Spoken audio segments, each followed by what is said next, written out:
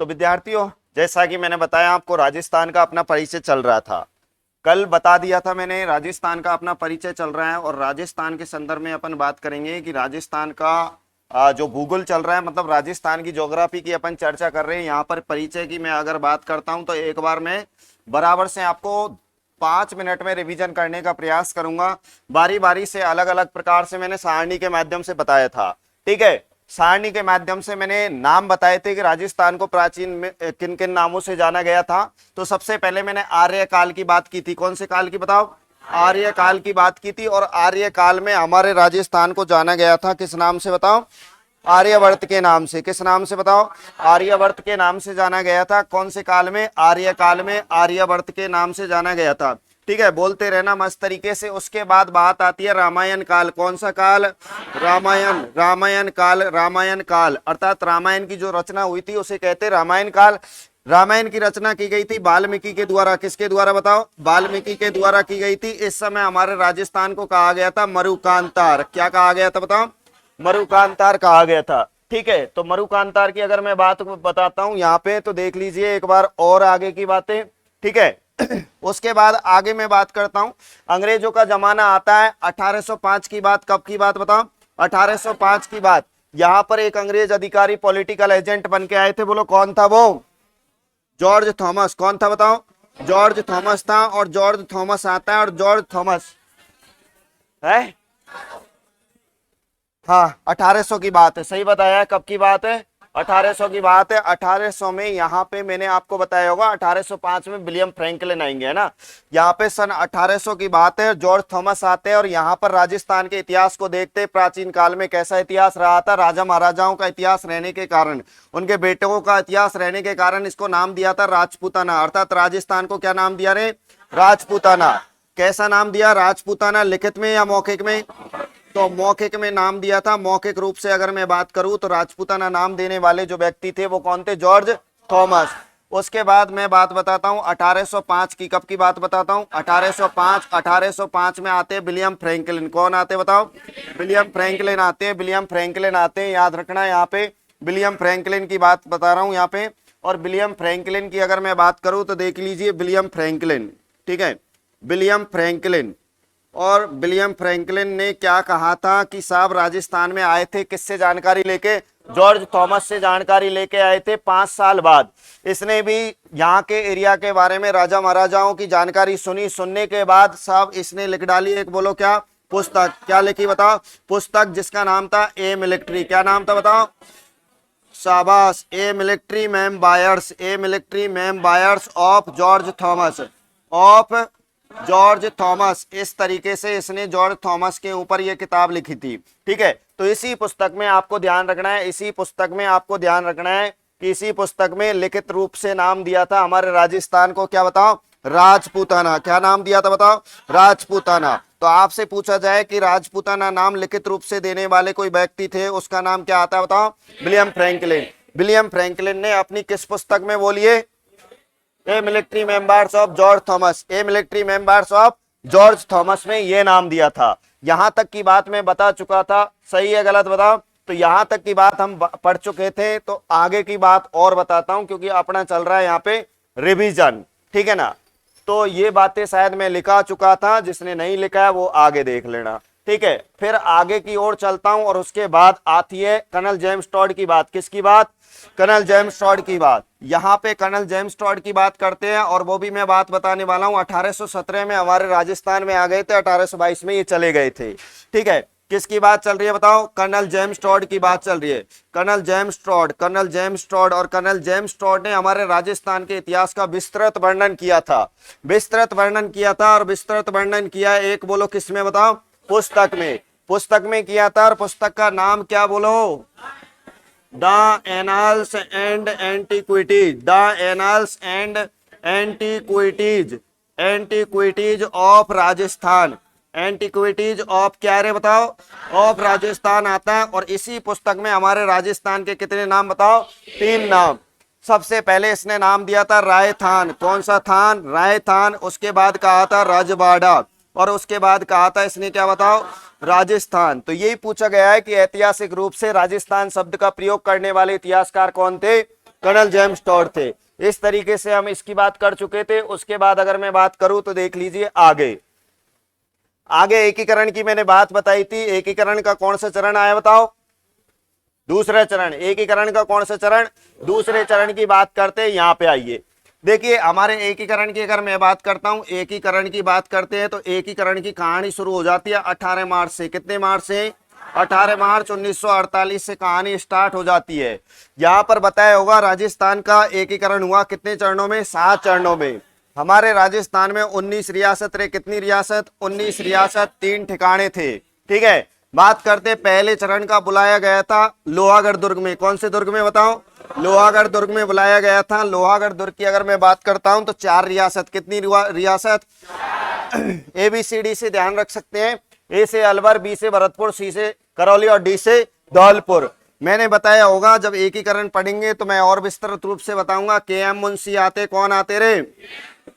KM Munshi. KM Munshi का मतलब होता है कन्हैया मानिकलाल मुंशी। इसने इन 4 रियासतों को नाम दिया था मत्स्य संघ। कौन सा संघ? मत्स्य संघ नाम दिया था। क्या नाम दिया था? मत्स्य संघ नाम दिया था। ठीक है, और मत्स्य संघ की अगर मैं बात करता हूं तो यहां पर हमारे राजस्थान का भी राजस्थान नाम कहीं भी नहीं दिखाई दे रहा है। ठीक है, उसके बाद में बात करता हूं इस 18 मार्च के 7 दिन बाद। कितने दिन बाद? 7 दिन बाद आती है 25 मार्च। कितने मार्च? 25 मार्च 1948 की बात है यहाँ पे।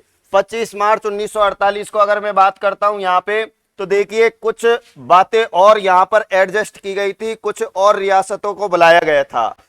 मत्स्य संघ के बाद 9 रियासतों को बुलाया गया। कितनी रियासतों को? 9 रियासतों को बुलाया गया था। 9 रियासतों की अगर मैं बात करता हूं तो आपको आगे बताएंगे, लेकिन इन 9 रियासतों को नाम दिया गया था राजस्थान संघ। क्या नाम दिया रे? तो अगर मैं बात करूं राजनीतिक दृष्टि से हमारे राजस्थान शब्द को चाहे संघ के साथ जोड़ा गया था लेकिन एकीकरण के दूसरे चरण में जोड़ा गया था। ठीक है, तो यहां पर एकीकरण के दूसरे चरण की बात आ जाती है। उसके बाद अगर मैं बात करता हूं तो अगली डेट आती है। देखिए, तो अगली डेट अगर मैं बात करूं तो वो डेट आने वाली है, बोलो कौन सी? 30 मार्च। कौन सा मार्च? एकीकरण की कहानी चल रही है। एकीकरण की अगर मैं बात करता हूं तो 30 मार्च आती है साथियों, 30 मार्च। और 30 मार्च 1948 या 1949? 30 मार्च 1949 की बात है। इस दिन 4 बड़ी रियासत। कितनी बड़ी रियासत? 4 बड़ी रियासत। देख लो, जेब बताया होगा। जेब मतलब JJB। जेब मतलब JJB बताया होगा मैंने। इस तरीके से जे का मतलब हो गया रे, क्या बताओ? जयपुर ले लो। क्या हो गया रे? जयपुर हो गया। और इस जे का मतलब हो गया रे जैसलमेर। क्या हो गया? जैसलमेर। और इसका मतलब हो गया रे, क्या बताओ? जोधपुर। ठीक है, और जोधपुर हो गया रे, इसका मतलब क्या हो गया बताओ? बीकानेर हो गया। इन 4 बड़ी बड़ी रियासतों ने हमारे राजस्थान में मिलने के लिए राजी हो गए थे। अर्थात इन्होंने कह दिया कि हम राजस्थान के एकीकरण के विलय पत्र पर क्या करते हैं? सिग्नेचर करते हैं। ठीक है, तो ये राजी हो गए थे। अर्थात इस दिन बड़ी खुशी मनाई गई थी क्योंकि बड़ी बड़ी रियासतें यहां पर मिलने के लिए तैयार हो गई थी। समझ में आ रहा है ना? तो ऐसी स्थिति में खुशी मनाई गई थी और पहली बार इस दिन की बात है। इस दिन मनाया गया रे कौन सा दिवस? राजस्थान दिवस मनाया गया। तो आपसे क्वेश्चन पूछा जा सकता है कि पहली बार राजस्थान दिवस कब मनाया गया और प्रति वर्ष कब मनाया जाता है? 30 मार्च को मनाया जाता है। आपको याद रखना है कि 30 मार्च को था चौथा चरण। कौन सा चरण? चौथा चरण। और चौथे चरण को नाम दिया गया है बृहद राजस्थान। कौन सा राजस्थान? और बृहद राजस्थान की राजधानी बनाया किसको बताओ? जयपुर को। अरे किसको बनाया? जयपुर को बनाया था। जयपुर को, ठीक है ना कि जोधपुर को। जयपुर को राजधानी बना दिया था किसकी? बृहद राजस्थान की। उबासी मल्ले इधर देख, बृहद राजस्थान की राजधानी जयपुर को कब बनाया? 30 मार्च 1949। कितनी बड़ी रियासत मिलाई? 4। ठीक है, तो जब 4 बड़ी रियासतें मिल गई थी तो छोटी छोटी रियासतें अपने आप आने वाली थी। अब बात करते हैं, इसको लेने वाला हूं मैं बोर्ड रह जाता है ना ध्यान। तो देखो, अब आगे की अगर मैं बात करता हूं तो आगे की डेट आने वाली है बहुत बढ़िया। ठीक है, आगे की कौन सी डेट आने वाली है? कौन बताएगा? बताइए, आगे कौन सी डेट आई थी? शाबाश, 26 जनवरी। कितने जनवरी बताओ? 26 जनवरी 1950 की बात है। 26 जनवरी 1950 की बात है। संविधान हुआ, बोलो क्या? लागू। संविधान क्या हुआ था? लागू हुआ था, लागू हो गया, कोई दिक्कत नहीं है, हमें तो हमारे राजस्थान की बात करनी है। इस दिन राजस्थान को दिया गया दोस्तों राज्य का दर्जा। किसका दर्जा बताओ? राज्य का दर्जा, और वो भी छोटा मोटा दर्जा नहीं, संवैधानिक दर्जा। कैसा दर्जा बताओ? संवैधानिक दर्जा। तो राजस्थान को राज्य का संवैधानिक दर्जा बोलो कब दिया गया? यहां पर केवल और केवल हमारा राजस्थान बन गया, बोलो क्या? राज्य। क्या बन गया? राज्य बन गया, और स्पेशल राजस्थान शब्द रह गया यहाँ पे। तो याद रखना, जब राजस्थान राज्य बन गया तो इसकी राजधानी परमानेंट बना दी, किसको बताओ? जयपुर को। किसको बना दिया बताओ? जयपुर को बना दिया। देख लो बन रही है, राजधानी बना दिया, किसको बताओ? जयपुर को बना दिया है। अब आपसे क्वेश्चन पूछा जाएगा, एक तो अभी पूछा मैंने और एक अब पूछ रहा हूं कि राजस्थान राज्य की राजधानी जयपुर को पहली बार कब बनाया? 26 जनवरी 1950। और फिर पूछा जाएगा बृहद राजस्थान की राजधानी जयपुर को पहली बार कब बनाया? 30 मार्च 1949। ध्यान रह जाएगा ना? ठीक है, जयपुर को 2 बार राजधानी बनाया था। अब याद रखना है, थोड़ा सा और आगे चलते, यहां पर जो भी है आगे की बात करेंगे। राजस्थान शब्द रह गया केवल और केवल। तो राजस्थान शब्द कब अस्तित्व में आ गया था? पूर्ण रूपेण अगर मैं बात करूं तो वो आगे आएगा, लेकिन यहां पर राज्य की बात करते हैं तो राज्य आ गया। इसको इधर पटकते हैं यार, बार बार आता है। ठीक है, आगे आइए। अब अगली डेट की अगर मैं बात करूं तो अगली कौन सी डेट है रे?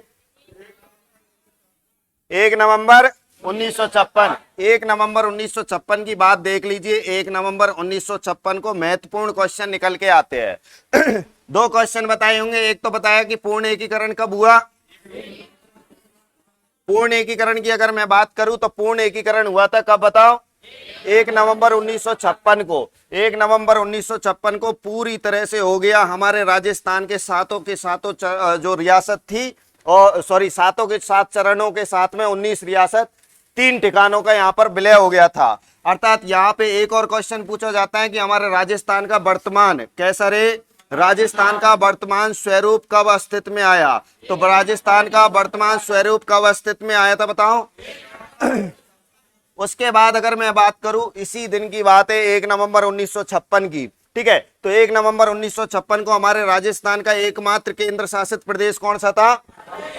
तो ये भी पूछा जाता है अजमेर का विलय कब हुआ था?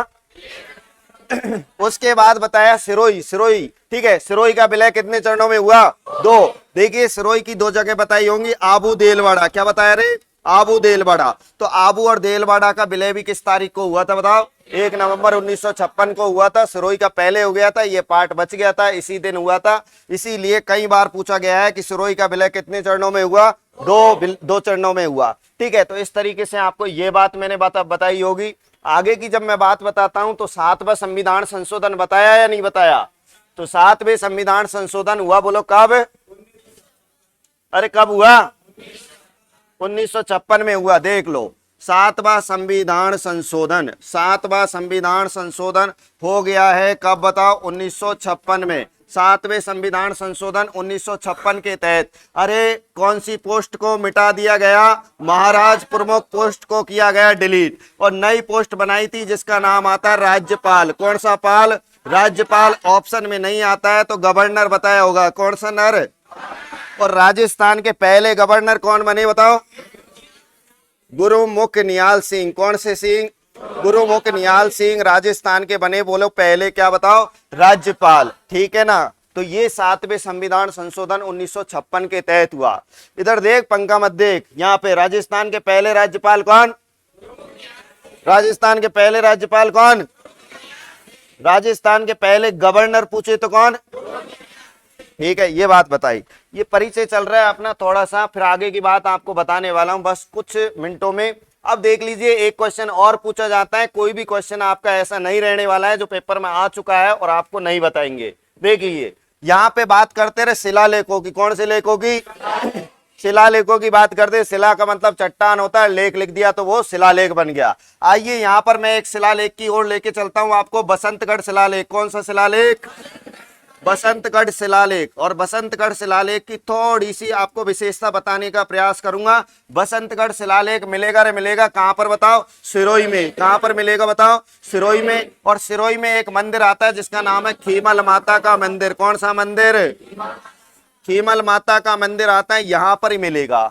इस बसंतगढ़ शिलालेख में हमारे राजस्थान का प्राचीनतम नाम मिलता है। क्या मिलता है? राजस्थान का प्राचीनतम नाम मिलता है राजस्थानादित्य। क्या नाम मिलता है? राजस्थानादित्य नाम मिलता है, याद रखना है, ये कई बार पूछा जा चुका है। उसमें ही पूछा गया था पटवारी में कि बसंतगढ़ शिलालेख का संबंध किस वंश से है? बोलो कौन से वंश से है?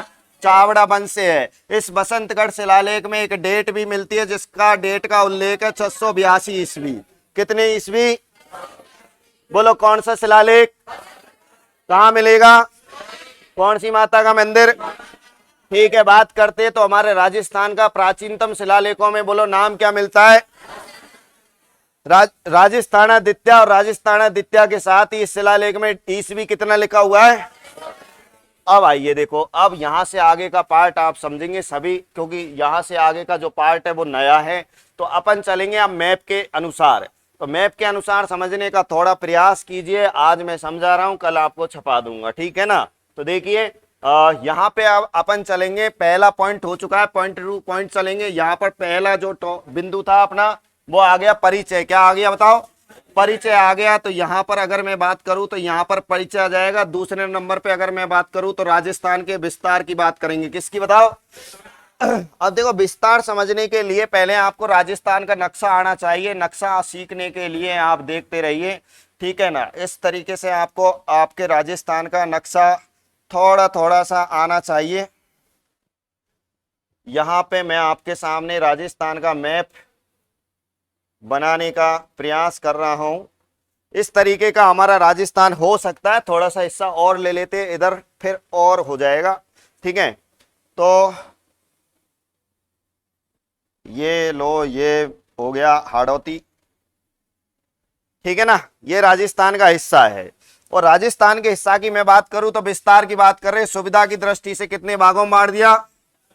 4 भागों में। कितने भागों में? 4 भागों में बांट दिया। ध्यान देना, 4 भागों की अगर मैं बात करूं तो ये कौन सी दिशा और ये कौन सी दिशा और ये कौन सी? अरे ये इधर आ गई पूरब, ठीक है ना। यहाँ पे पूरब आ गई। अगर मैं बात करूं राजस्थान की दिशान की बात करूं तो यहाँ पे आपको ध्यान देना है। इधर की अगर मैं बात करूं तो आपसे विस्तार की बात करेंगे, ठीक है। ऊपर की विस्तार की शुरुआत यहाँ पर कौन सा राज्य आता है बताओ? पंजाब। यहाँ पर कौन सा आता है? हरियाणा। इधर कौन सा आता है? उत्तर प्रदेश। यहाँ पर कौन सा आता है? एमपी। यहाँ पर कौन सा आता है? गुजरात। और ये नालायक कौन सा आता है?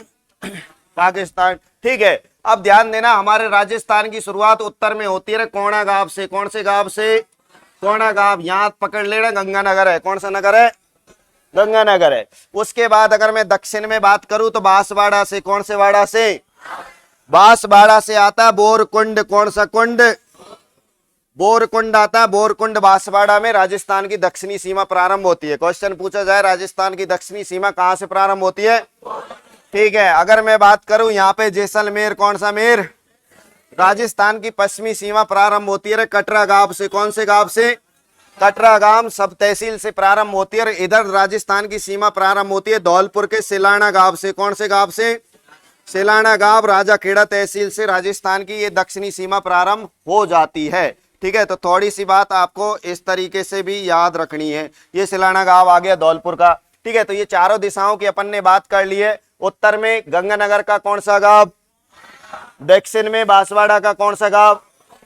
और पश्चिम में जैसलमेर का कटरा गांव। और इधर पूरब में धौलपुर का सिलाना गांव। इस तरीके से हमारे राजस्थान की सीमा प्रारंभ होती है। इधर जाओगे तो आपको उत्तर प्रदेश की मिलेगी, इधर जाओगे पंजाब की, इधर जाओगे तो एमपी की, इधर जाओगे गुजरात की मिलेगी, इधर पाकिस्तान की। अब देखो थोड़ा सा और देखो, विस्तार चल रहा है। क्वेश्चन कई बार पूछा गया है कि राजस्थान की उत्तर से दक्षिण लंबाई कितनी है, ठीक है। तो राजस्थान की उत्तर से दक्षिण की अगर मैं बात करूंगा, उत्तर से दक्षिण ये वाली लाइन की बात कर रहा हूं, है ना। पेन चेंज हो जाए, ठीक है। यहां से कर लेते हैं, यहां से नहीं हुआ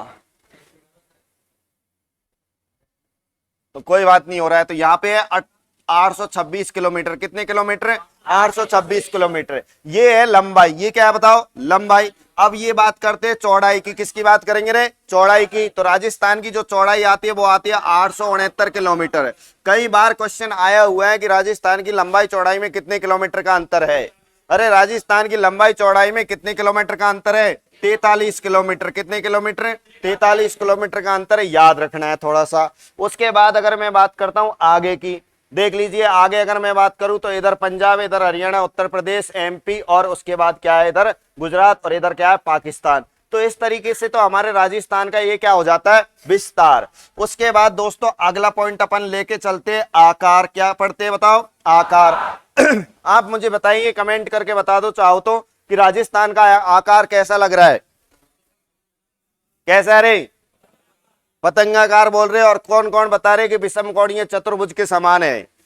ठीक है, शाबाश। अब देखो दोनों ही गलत नहीं है। अगर मैं आकार की बात करूं तो राजस्थान का आकार आप कह सकते हैं पतंगाकार। कैसा कार? पतंगाकार। लेकिन एक भाई साहब आते हैं जिनका नाम है टी.एच. हैंडले। क्या नाम आता है रे?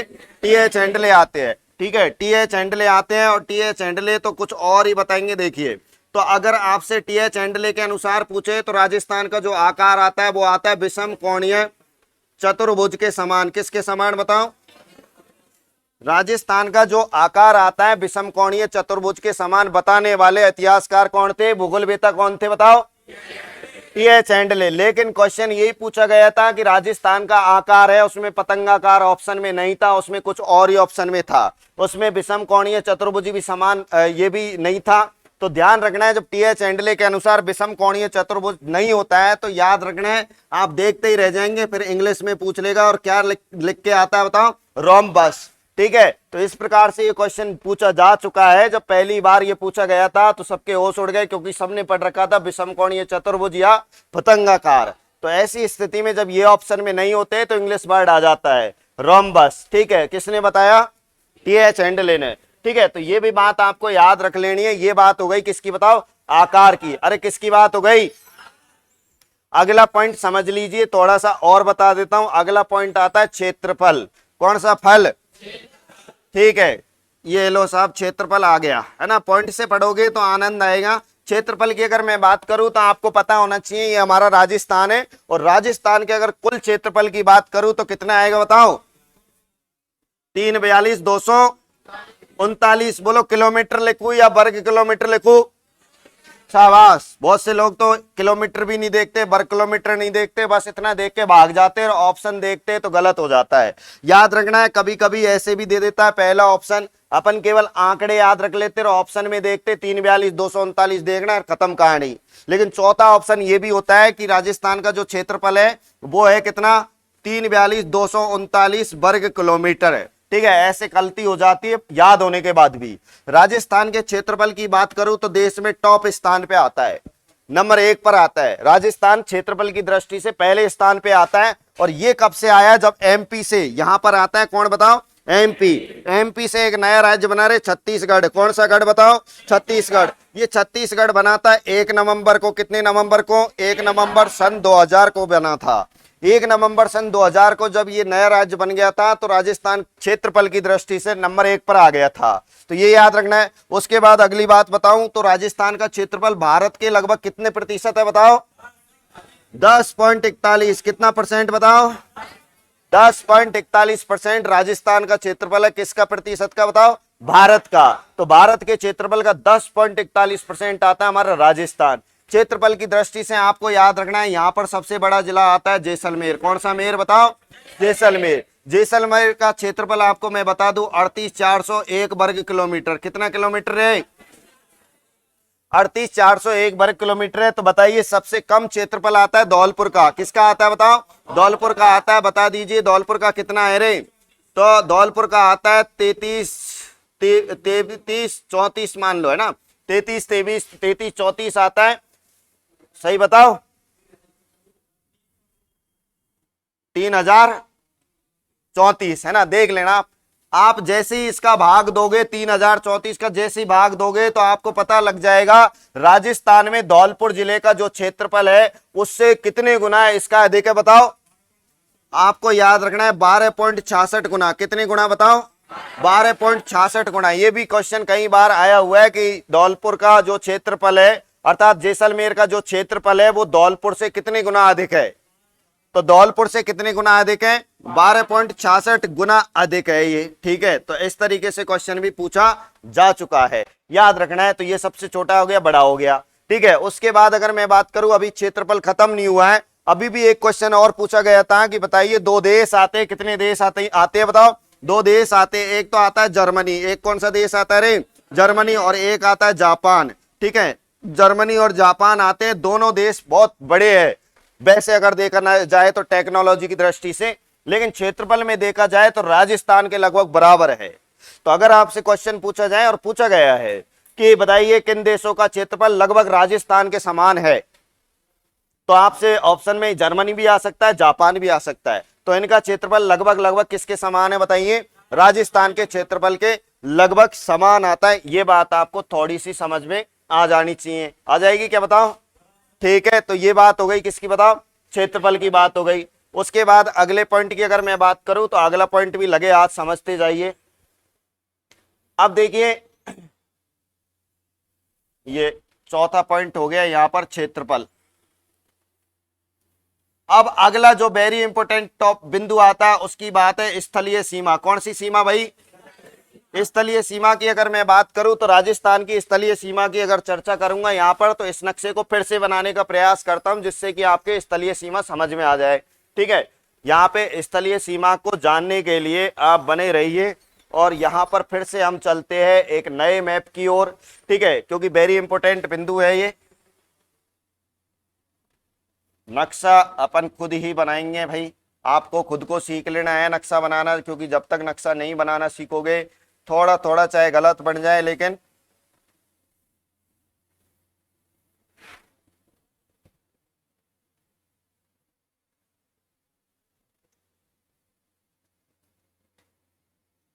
ये लो साहब। ठीक है, राजस्थान का ये बन गया नक्शा। अब बात करेंगे स्थलीय सीमा की। कौन सी सीमा की रे, राजस्थान की स्थलीय सीमा की लंबाई है 5,920 किलोमीटर। कितने किलोमीटर, 5,920 किलोमीटर, जिसे दो भागों में बांटा गया। कितने भागों में, दो भागों में। यहां बांट देता हूं 5,920 किलोमीटर, इसे बांटेंगे रे दो भागों में। एक तरफ तो आएगी अंतरराष्ट्रीय सीमा, कौन सी सीमा, और एक तरफ आएगी रे अंतरराज्यीय सीमा।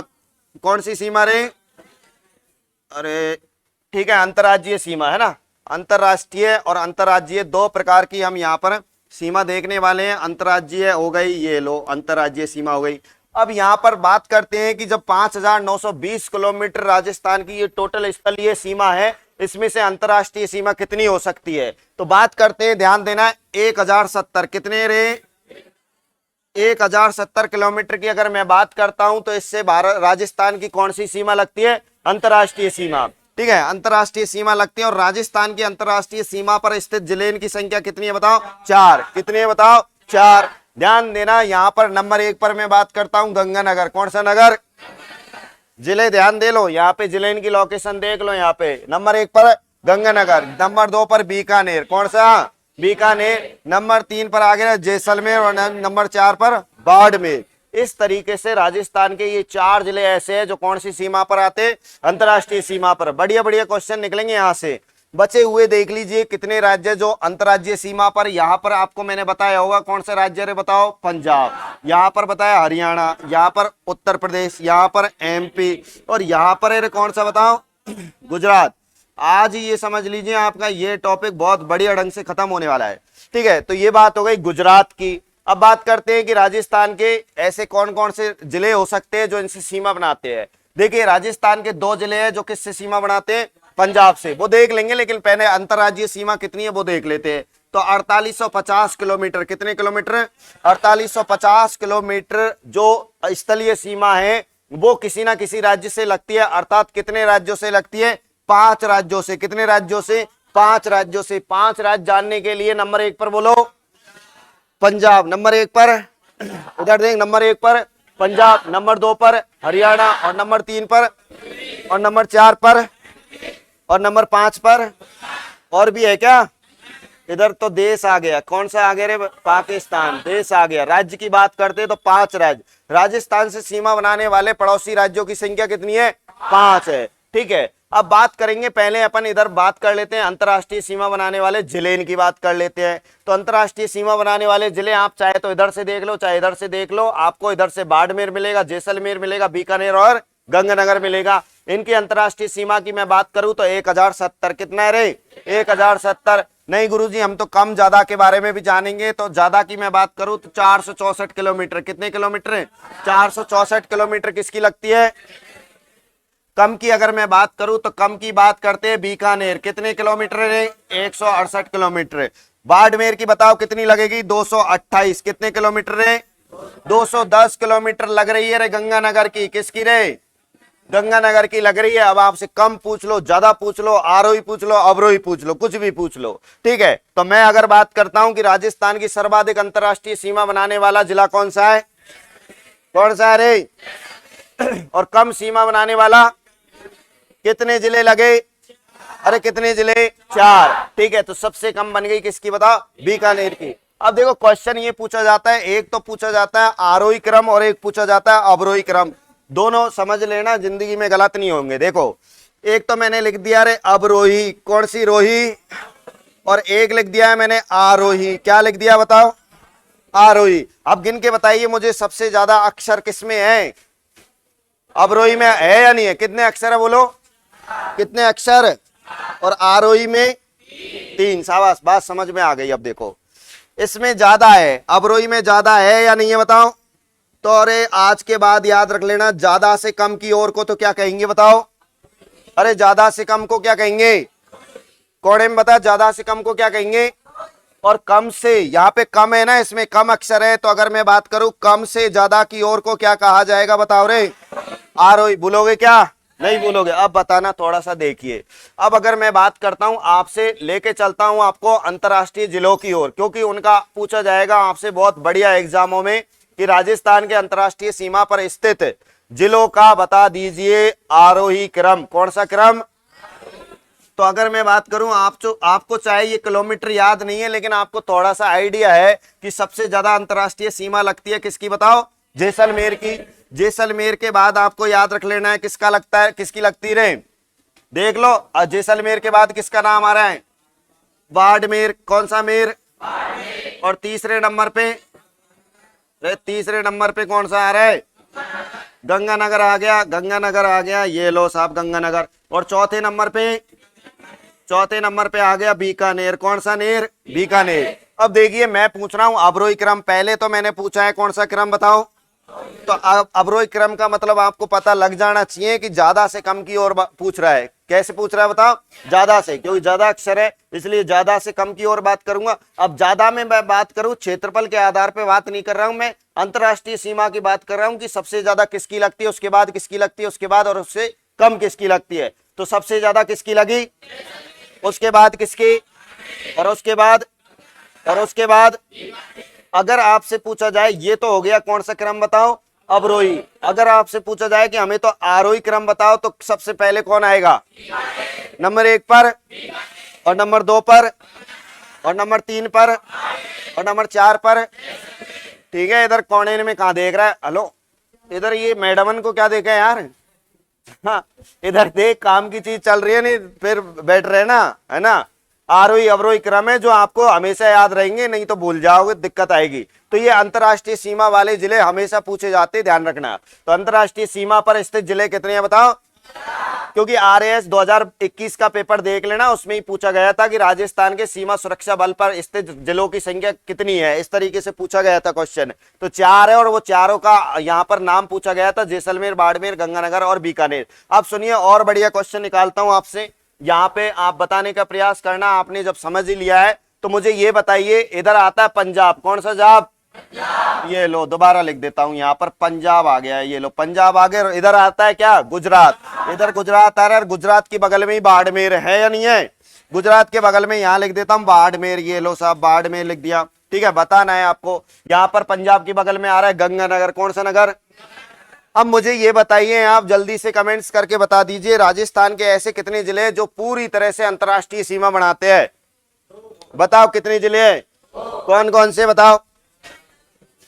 जैसलमेर और गंगानगर।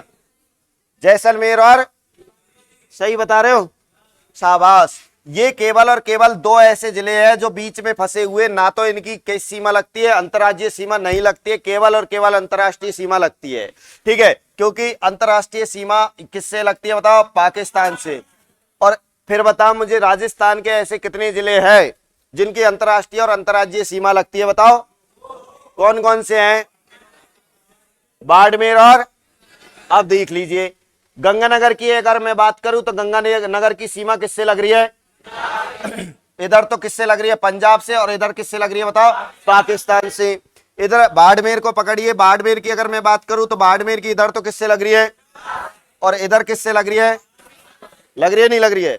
तो आपके बात समझ में आ जानी चाहिए कि भैया गंगानगर और बाड़मेर दो ऐसे जिले हैं जिनकी अंतर्राज्यीय सीमा भी लगती है और अंतर्राष्ट्रीय सीमा लगती है, लेकिन दो जिले ऐसे जिनकी केवल और केवल अंतर्राष्ट्रीय सीमा लगती है, जिनके नाम आपको ध्यान रहने चाहिए, बीकानेर और जैसलमेर। भूलेंगे क्या बताओ? रटने की जरूरत नहीं है, कोई दिक्कत नहीं है। आगे देख, एक बिंदु और नहीं पढ़ाया मैंने, लेकिन बताएंगे उसको, स्थिति और अवस्थिति में आएगा वो। ठीक है, स्थिति अवस्थिति की मैं बात करूंगा। ये स्थलीय सीमा की बात हो गई। अब देखो स्थलीय सीमा में अपन ने अंतर्राष्ट्रीय रेखा देख ली है। यहाँ पे अंतर्राष्ट्रीय रेखा की अगर मैं बात करूं, चाहे राजस्थान पूछ ले चाहे भारत पूछ ले, भारत और राजस्थान कह दो, राजस्थान तो क्योंकि भारत में ही आ रहा है, लेकिन भारत और पाकिस्तान कह दो या राजस्थान पाकिस्तान कह दो, इन दोनों के बीच की अंतर्राष्ट्रीय रेखा को कहा जाएगा रेड क्लिफ रेखा। कौन सी रेखा? रेड क्लिफ रेखा कहा जाएगा, याद रखना है। आपसे भारत की पूछे तो भी रेड क्लिफ रेखा है, राजस्थान की पूछे तो भी कौन सी रेखा है? ठीक है ना। तो इस तरीके से राजस्थान के 4 जिले आते हैं रेड क्लिफ रेखा पर। कभी कभी क्वेश्चन ऐसे भी आ जाता है कि राजस्थान के कितने जिले रेड क्लिफ रेखा से लगते हैं, तो वही 4 जिले हैं, या कौन से लगते हैं, तो वही ये 4 जिले हैं। लैंग्वेज कैसे भी बना सकता है, आपको ये 4 जिले ध्यान रखने हैं जो हमारे अंतरराष्ट्रीय सीमा पर आते हैं। इस तरीके से ये क्वेश्चन कई बार पूछे गए हैं। अब बात करते हैं अंतरराज्यीय सीमा की। कौन सी सीमा की? अंतरराज्यीय सीमा को जानने के लिए आइए इधर की ओर, थोड़ा थोड़ा बता देता हूं, फिर नेक्स्ट अगले एपिसोड में देखेंगे, क्योंकि बिंदु बड़ा हो जाएगा ये। कल इसको आते ही मैं आपको, ठीक है, लिखवाऊंगा जो भी आज समझाया मैंने। समझ में आ गया होगा। वैसे भी रिकॉर्ड हो रहा है ये, और रिकॉर्ड होने के बाद ये यूट्यूब पे डल जाएगा, वहां से आप बढ़िया ढंग से और देख लेना। ठीक है ना, समझ में आ रही है या नहीं आ रही? ठीक है, आओ तो एक छोटा सा बिंदु और बता देता हूं, जिसे आप कह सकते हैं अंतरराज्यीय सीमा। अंतरराज्यीय सीमा की अगर मैं बात करूं, अंतरराज्यीय सीमा की अगर मैं बात करूं तो राजस्थान की अंतरराज्यीय सीमा कितने किलोमीटर लगती है बताओ? 4850 किलोमीटर। वो भी कितने राज्यों से? 5 राज्यों से। कितने राज्यों से? 5 राज्यों से। 5 राज्य आपको नक्शे में बता चुका था। 5 राज्य जानने के लिए आप यहाँ भी आ सकते हैं, इधर भी आ सकते हैं। ये लो, सबसे पहले ऊपर ही ऊपर उत्तर में बताया रहे पंजाब। ठीक है, पंजाब बताया, फिर बताया हरियाणा, फिर बताया आपको यूपी, फिर बताया क्या बताओ एमपी, और फिर बताया क्या बताओ गुजरात। ठीक है, तो इस तरीके से आपको याद रखना है, ये गुजरात हो गया। अब बात करते हैं, देखो पंजाब से आपको याद रखना है राजस्थान के 2 जिले। कितने जिले? 2 जिले लगते हैं। हरियाणा से आपको याद रखना है 7 जिले लगते हैं। कितने जिले? याद रखना है। यूपी से मात्र 2। कितने? 2। उसके बाद एमपी से लगते रहे 10। कितने लगते हैं? 10। और गुजरात से लगते हैं 6। गुजरात से कितने लगते हैं?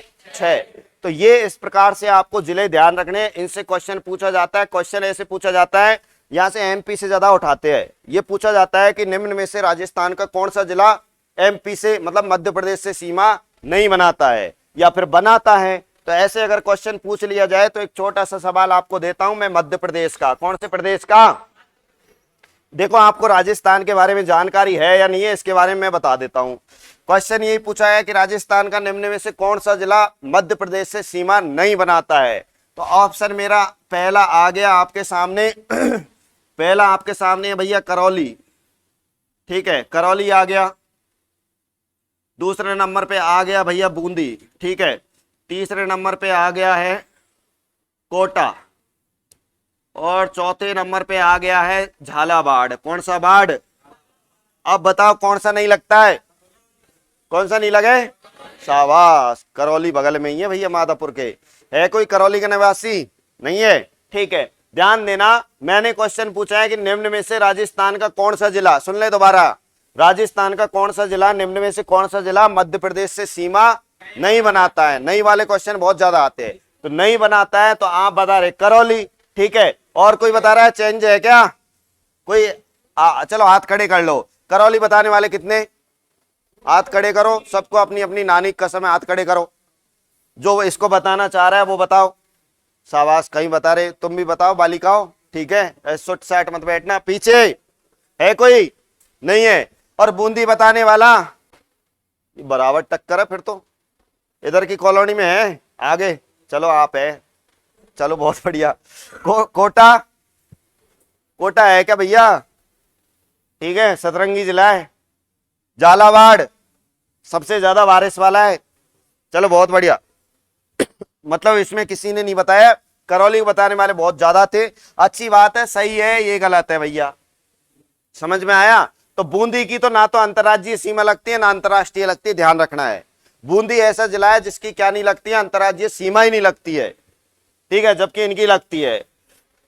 तो ऐसे आपको 10 जिले बताएंगे हम। कितने जिले? 10 जिले बताएंगे जिनकी सीमा लगेगी। बोलो किससे बताओ? मध्य प्रदेश से लगेगी, ठीक है ना? तो इन 10 जिले की चर्चा करने के लिए आप बने रहिए अगले एपिसोड में, मतलब कल। तो कल आपको यहां से सारी बातें आपको रिटन में लिखा देंगे, बढ़िया ढंग से नोट्स बना लेना जो पढ़ना चाह रहा है, ठीक है ना भाई? ओके, धन्यवाद सभी को।